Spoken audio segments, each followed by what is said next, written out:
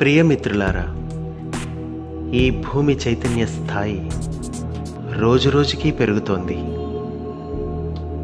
కనుక దానికి అనుగుణంగా మానవ చైతన్యం కూడా పెరగవలసి ఉంది.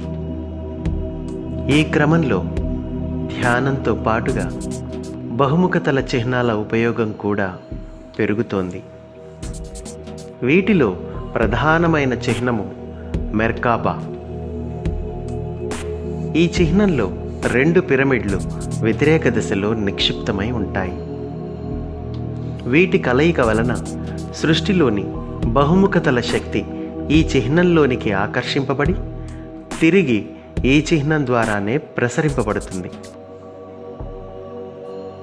ఈ చిహ్నము సాధారణంగా రాగి మరియు ఇనుప లోహాలతో తయారు చేయబడుతుంది.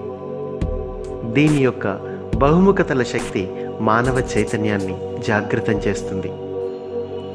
ఈ మెర్కాబా శక్తి మానవ చైతన్యంతో పాటుగా భూమి చైతన్యాన్ని కూడా పెంచుతుంది. ఈ సమయంలో నవీన యుగ ఆధ్యాత్మిక సాధకులెందరో వీటిని ఉపయోగించి తమ సాధనను పరిపూర్ణం చేసుకుంటున్నారు.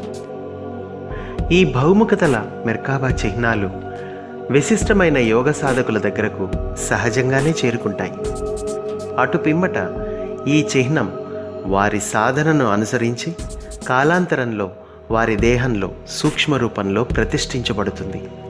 తద్వారా వారిలో కాంతి శరీరం జాగృతమవుతుంది.